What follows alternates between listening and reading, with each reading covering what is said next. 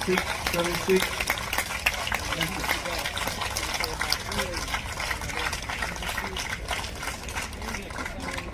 7-6. Well, hello and welcome to episode 4 of the Tennis Asia podcast. And on this episode, we talk about dampness in Guangzhou.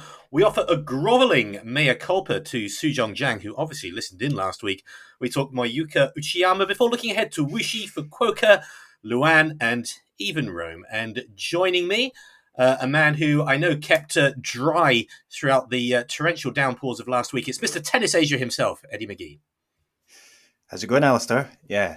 It's been a difficult week because of the rain in Guangzhou. Unfortunately, that meant that a lot of the matches were moved indoors, which meant that we couldn't see as much of the tennis as we'd like because those indoor matches were not streamed. Unfortunately, this happens sometimes in the world of the challenger level tennis. So it does. And a week ago we gave some bold predictions. We were going for a Lloyd Harris hat trick. We also, of course, forgot the golden rule of challengers, which is I've won 2 in a row. You know, I've been playing 4 weeks in a row. The weather forecast is not really good. Do I really need to go to Guangzhou? The answer was no, wasn't it? Yeah. So Harris withdrew, and of course we did consider whether he might be a bit fatigued, right? And clearly he decided, yeah, I've won 2 challenger titles in a row. I'm back up in a good position. Why not take a rest now before I go to Europe and play some of the clay tournaments there? So that's exactly what he did. That just meant though that it was his withdrawal. The road was free for Coleman to step up. Well, we didn't predict that Coleman would beat Harris, but so he was replaced in the draw, Harris, by a lucky loser, Yuta Shimizu. And yeah, you might have thought on paper, not bad for Wang. Ultimately, though, Wang lost the match in straight sets, 6-3, 6-2, Yuta Shimizu. And it wasn't a great performance from Wang. I do wonder whether Wang is perhaps just thinking about, because when I was in Busan, he was telling me, and he seemed really excited about the fact that, they've got the tournaments coming up in Guangzhou and in Shenzhen because it's close to home. He's going to be able to see his friends and family and stuff like this. So I do wonder if in some, quite a lot of that maybe went on. Yeah. Plenty. He had plenty of downtime. There was no question of that across the two tournaments.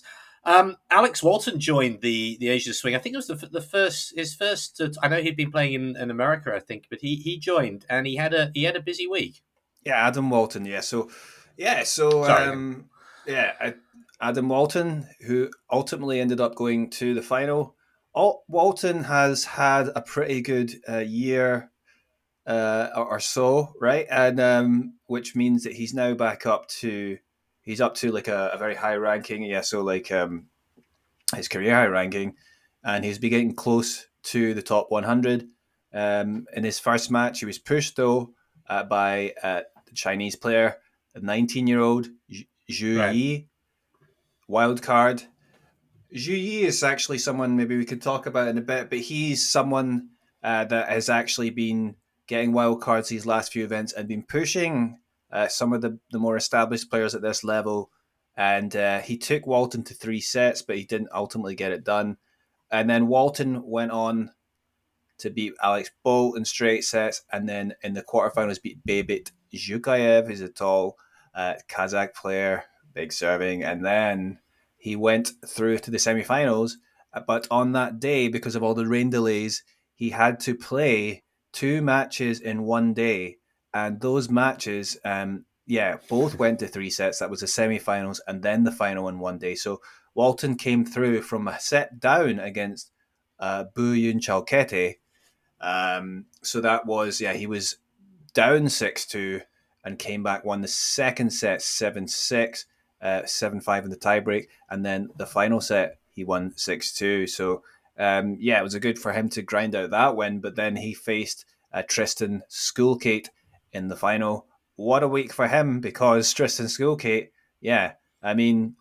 this was his first challenger final. and he took Right. it and won the match. Schoolkate won 6-3, 3-6, 6-3, and that's obviously a great performance for him. I saw some of that match, and he was taking the ball early and quick, rushing Adam Walton.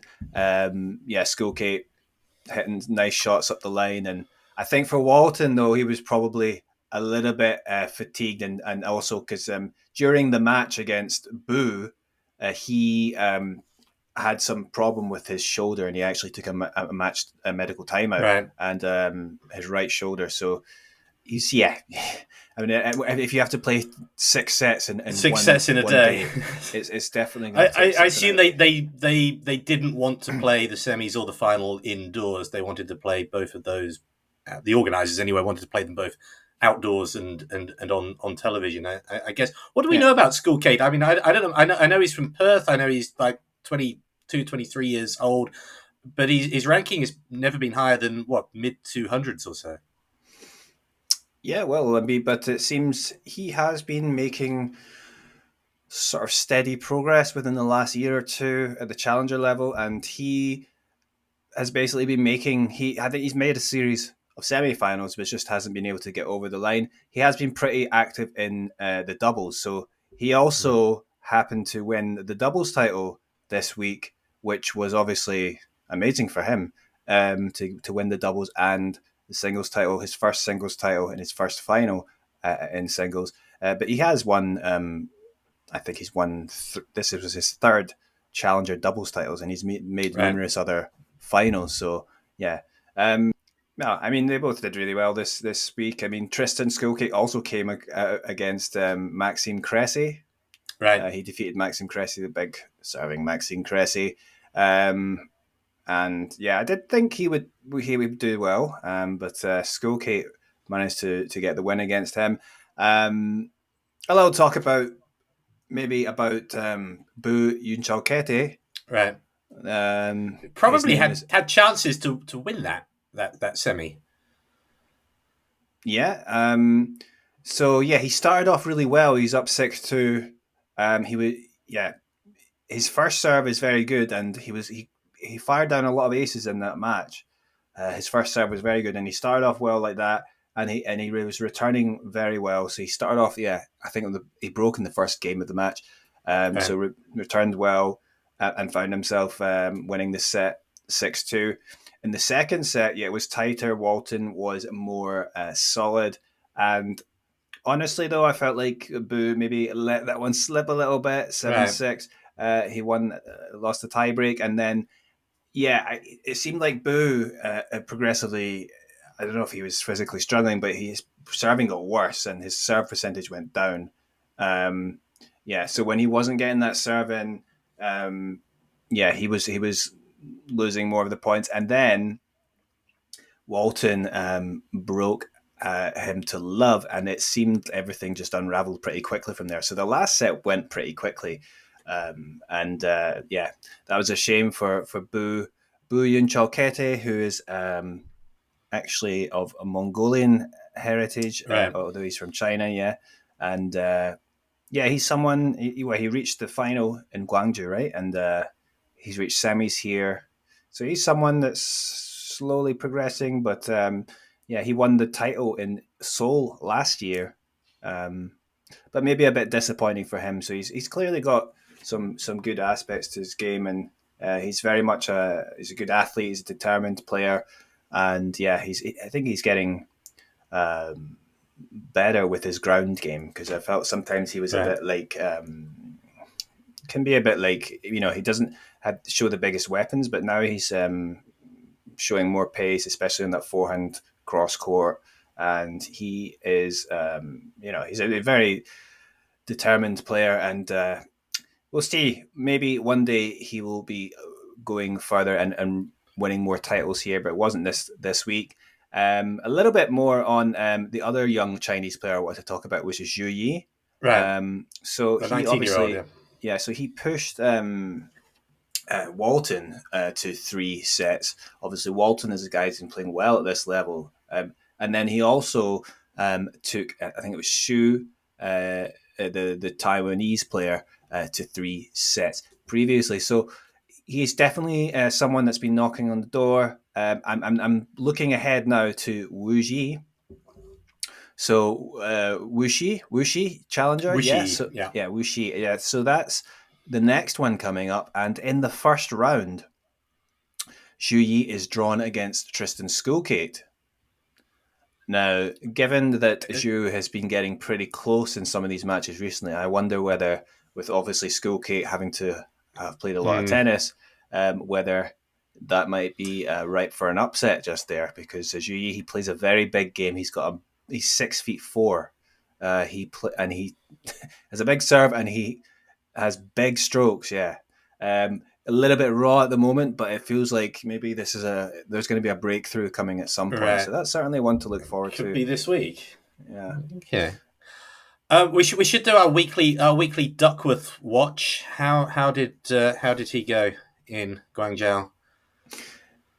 Right, yeah. So Duckworth, he lost to Bu in the quarterfinals. Right. So I didn't get to see that one because that was one of the matches that was played indoors, unfortunately, and they didn't stream. That doesn't always have. Sometimes they can stream the indoor courts on the Challenger level. They did that in Shenzhen, but unfortunately they didn't seem to have the facilities in here at Guangzhou. So Barankis was who he played in the second round. He won 6-1, 6-1. I don't think I saw some of them as Barankis did not play well, and Duckworth came through very comfortably there. But to lose to Bu, I don't know whether. I wouldn't say that Duckworth would struggle indoors. He's probably pretty comfortable indoors. So I don't know. Like the Bu match, he lost in straight sets, but Bu obviously he's a good player as well. So I can't comment much on that. But Duckworth, probably a little bit disappointed nonetheless with his challenger performance, I guess, because he hasn't won a challenger as he would have expected to in this little swing. But and in fact, going over to Wuxi, he's decided to withdraw. So he withdrew, late withdrawal. I'm guessing he's just going to take a break before maybe his. I'm not sure if he's going to play in Taipei, which is the next one, but he's probably because he's going to play French Open. So he may or may not have to qualify for that because he was one of the players. He's right up near the top 100. So he may get in the main draw directly through withdrawals, but there's a chance that he might have to play the qualies. So maybe might want to freshen up before the European clay. Yeah, we'll return to Wuxi at the end. We have to move on to something we talked about last week, and actually listening back, it was quite disgraceful, actually. We were saying, oh, she's a double specialist now. This match is only going to go one way. It felt like one of those mean tweets readings that players sometimes do. We mustn't do it again, not only because it's unfair and bullying and all that, but also because we were absolutely, completely and utterly wrong. And Jang Su-jeong just went on a bit of a tear in Japan this past week. Yeah, so we're talking about the 100 tournament in Gifu. ITF 100 tournament. Yeah, we were talking about Jang Su-jeong. We weren't too nice about her. We were impressed with her. We were impressed with her doubles win, but we weren't confident about her hopes in singles this week. Yeah, so she had to play Ena Shibahara, who has just moved into the singles this year. Obviously, a top doubles player, and then she'd just come from that. I think a semi-final in the previous semi-final, and then a final in the previous two tournaments. And that last final was a 100 in Tokyo. So obviously she was coming in good form, and Crystal had not. Crystal is her nickname, but Jang Su-jeong. Jang Su-jeong. Her friends call her Crystal, so we should probably call her Jang Su-jeong. So she's the number one Korean player. I guess she hadn't played much tennis for a little while. She had a bit of a break, and then she hadn't done so well in the singles tournaments that she had played recently. So we thought maybe that it wasn't going to be a good outcome in that first match. But then no, she won in straight sets, and not only did she win in straight sets in that first match, then she won in this next match as well. So that was pretty good for her. And unfortunately, though, she did lose in her doubles first round. But yeah, still good. She came through in straight sets also in that second round match in singles against Great Britain's Yuriko Miyazaki. So, yeah. 6-3, 6-4. And then in the quarterfinal, she had to play Arina Rodionova of Australia. Rodionova's, she's been around for a while, up near the top 100 before. But so she lost that match in three sets. Rodionova won 6-2, 4-6, 6-4. I actually did manage to watch some of that, and it was a brutal match for much of it, because some of the rallies were extremely long. Yeah, I mean, like for Jang Su-jeong, she's not maybe the most powerful player, but she's can be pretty consistent and can she gets a lot of balls back as well. So when she's at her best, so but I mean it was one of those matches. And also I think if I remember, so Jang Su-jeong had she was up a break twice in the last set and was immediately broken back, and then it really kind of fell away from there. And Rodionova just stepped up and said, "I'm going to take this," and that was the way it went. So Rodionova went on to the final. But where she played? Yes, she played Uchijima, who is our... Which brings us on to the next subject, doesn't it? Yes. Yeah, our player of the week is Moyuka Uchijima. She's 22-year-old from Japan. She went on to win the 100th title in Gifu. Brilliant result for her, and especially brilliant because she recently won her first W100 title in Spain, in Zaragoza, on the clay. So that was just a few weeks ago in April, and now she's decided to make perhaps the risky move to come all the way back to Japan and play a hardcore tournament in Gifu. Well, I mean, it paid off. You can really blame her. She's won the title here, and this puts her up to 110 in the rankings, near her career high best, which is like 104. I think she previously got up to that around 2022 and then fell away a bit. I mean, that was when she was managing to get into the main draw in the WTA main events, and she played in Seoul when I didn't see that you were there. I was. That was why I was trying to think why she was familiar to me, and yes, she did. She made it through. Well, she was in the first round of that main draw, the WTA Career Open. It was the September 2022. That's right, yeah. And she played against Emma Raducanu in the first round. Yeah. And she gave Raducanu a bit of a scare because she did. Because as Raducanu was up, the first set was a 6-1 or 6-2, 6-1, and then the second set she was up like 5-love. But then Uchijima came back to 5-4, and Raducanu got over the line on that last game. But anyway, going back to Uchijima, she obviously having a great year because she's won 2 100 titles. She won a 50K at this earlier on in this year, and so she, and then at the end of December they played.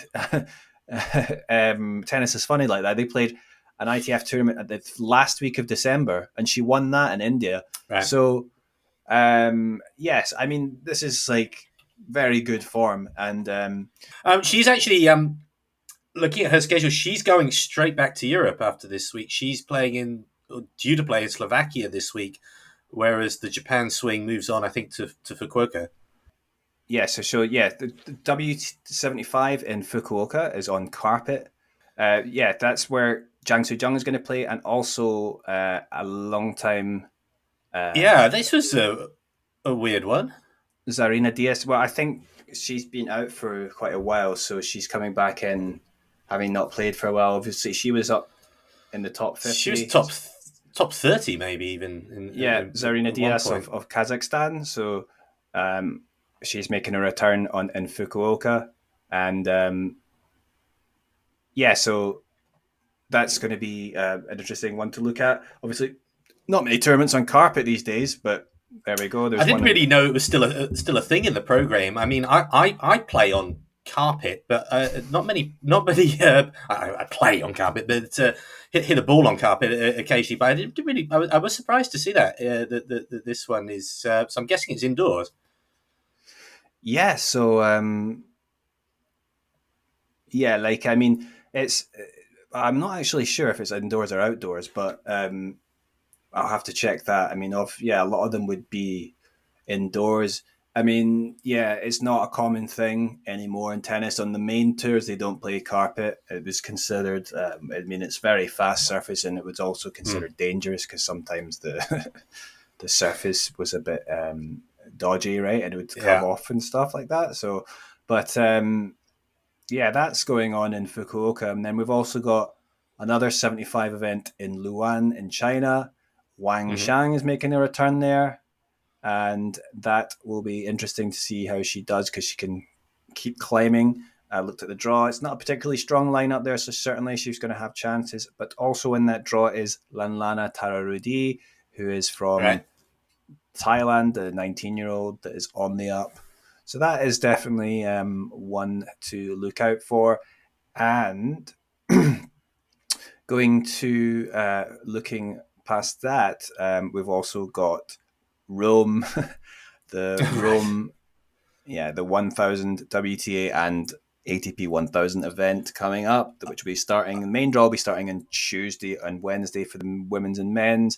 So we'll have qualies coming up. I haven't seen I don't know if the draws are out yet. Actually, for I don't think the main draw is out. I had a brief look in the qualifiers because I knew Harriet Dart and Heather Watson were in the qualifiers. So I just checked out their draws. I have to say, I'm sure I'm not the only one who kind of tuned out during Madrid the past couple of weeks. It seemed to go on for an interminable amount of time. I know it doesn't help here what with the time zone, these matches going on late at night, but it just seems it's another day. They're still playing. They're still playing in Madrid. I mean, it still seems to me that the Miami Open hasn't even finished yet. They still that went on so long. It seems it's still going on.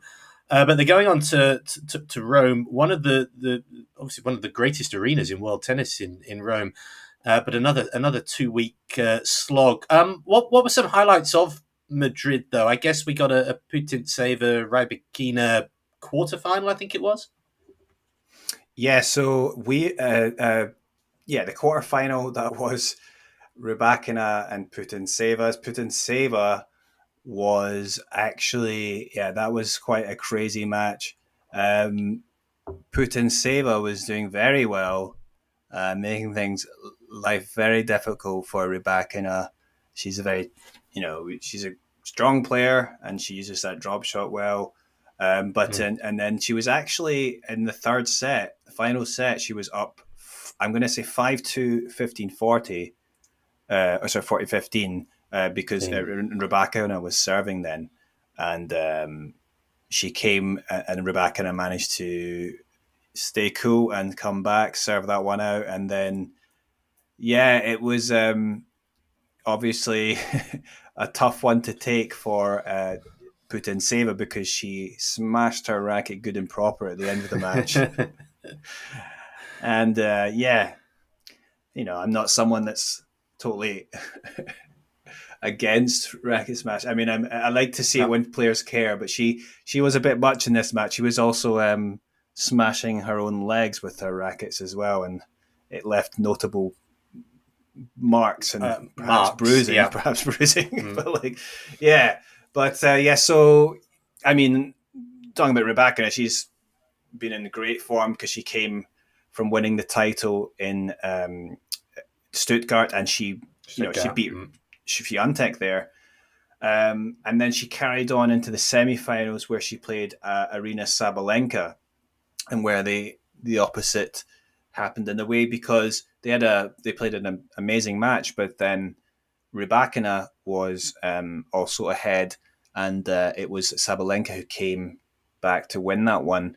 And so I mean, I thought maybe Rybakina would go on and win the title here, but it was in the end Sabalenka went on to reach the final, and she lost an apparently epic match against Swiatek. So, but nonetheless, I mean, it seems like at the moment Rybakina's in there with Swiatek and Sabalenka, and as a kind of big three, if you will. The big three she emerging. She didn't win the title here, Rybakina, but she's still second in the race, this year. And Swiatek's. I mean, what can you say? She's still, the best player, really. So, but yeah, Sabalenka and Swiatek.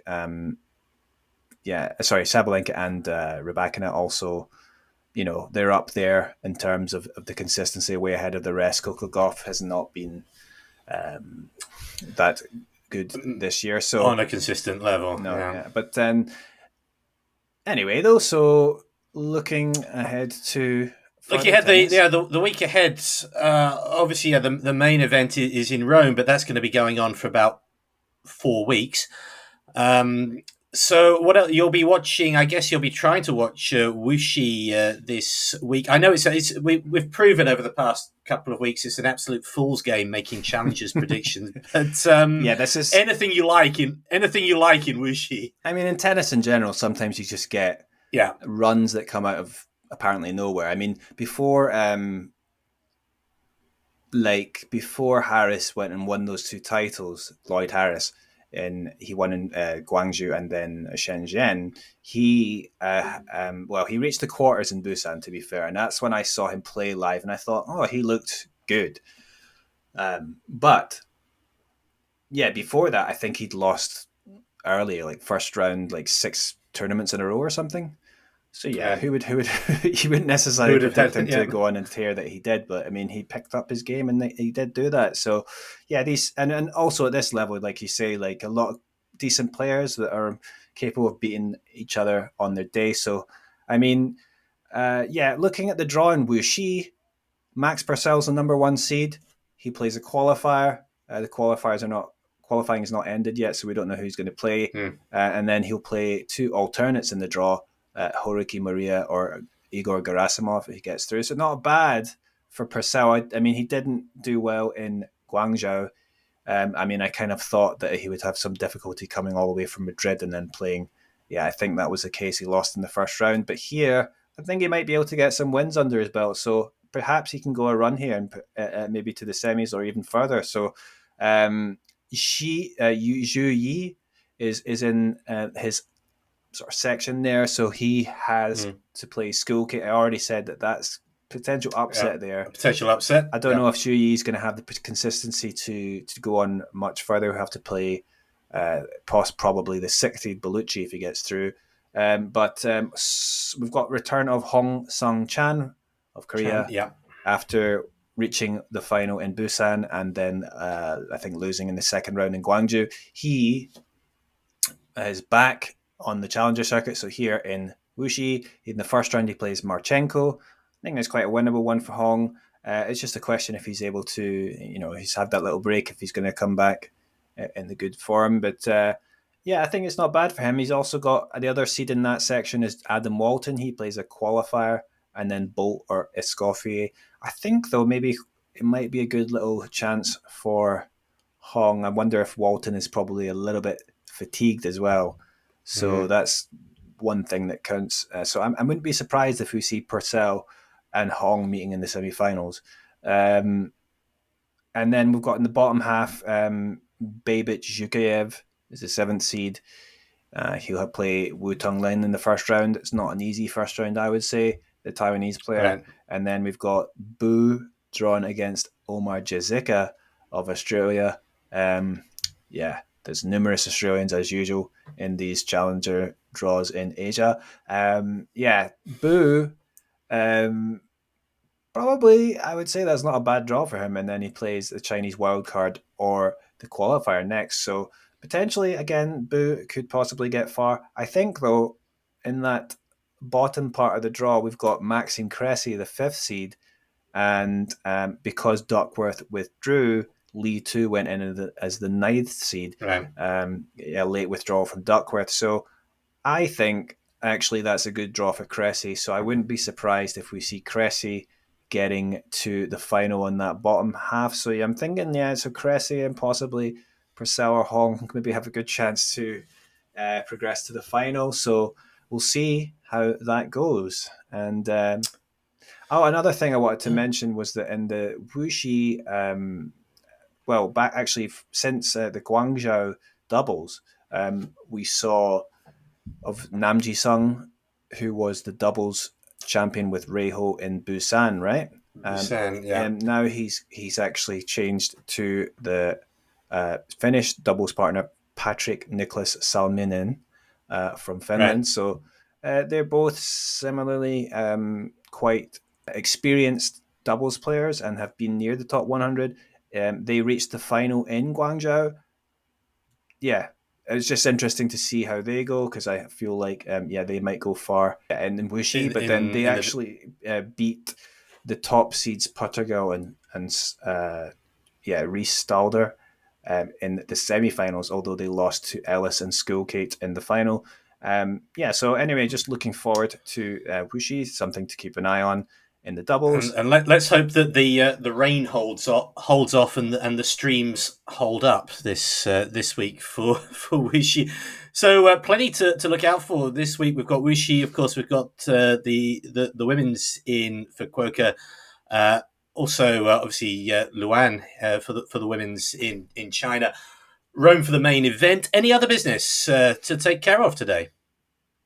Looking ahead, obviously, we've got Rome coming up. We'll have to see what the draws are like there in terms of the Asian players. I mean, definitely be hoping to see a recovered Zheng Qinwen, who is, obviously a lot of expectation being a top 10 women's player from China.